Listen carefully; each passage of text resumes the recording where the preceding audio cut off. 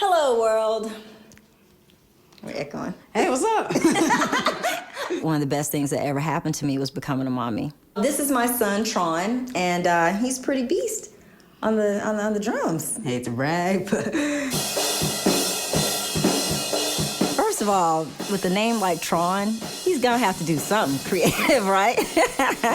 I asked my mommy when I was old enough on her next tour, could I play drums for them? I wanted Tron to know about music, period. You know, I play Earth, Wind, and Fire for him.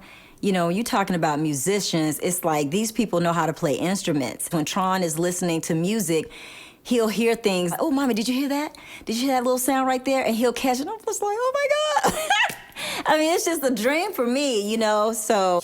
Mike Portnoy, Dennis Chambers, those are the top two really good drummers. I do want to be like them one day. Dallas introduced him to Kiss, and he actually met the band. He loves Gene Simmons. Gene Simmons loved him.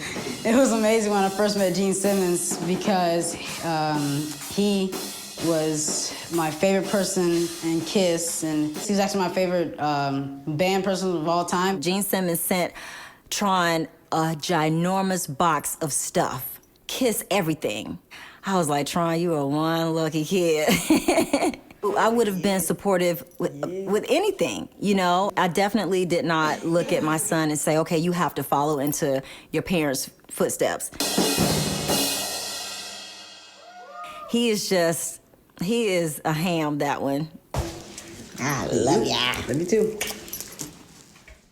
When did you find out that you were in love with Michael Jackson? Girl, I swear my heart, when you just asked me about that, my love for Michael Jackson, I promise you, my heart just started beating really fast. Oh, I have to take a deep breath. Stone Mountain is a historic attraction in Georgia. I remember I could have been maybe 10. My mom and everybody saying we can't stay there late because the KKK headquarters was in Stone Mountain.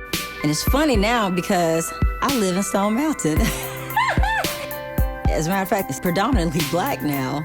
As time goes on, people realize that that way of thinking is just, it's so ancient. You just don't think like that anymore.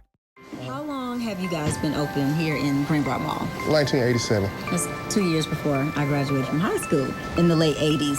What hairstyles was going on back then? High right, low lefts, Like gumbies, this. And swoops? swoops, kid and play. Like you need a little line. Just have a seat in my chair. Oh, that's nice. That looks good. You're surprised. Surprised.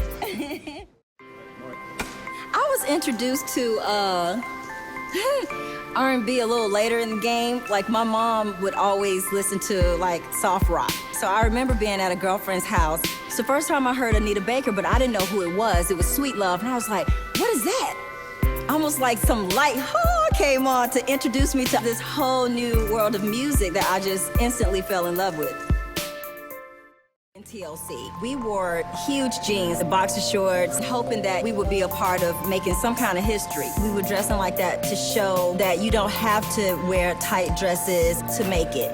But now it's a thong every time. I would really like to see some baggy stuff come back out. I always wanted to be a singer. When I was little, I said, when I grow up, I want to be a star. I would grab my Big Mama's lotion. I would hold it and sing and just pretend I was on stage. I always wanted to do what I'm doing right now. All right, Mark.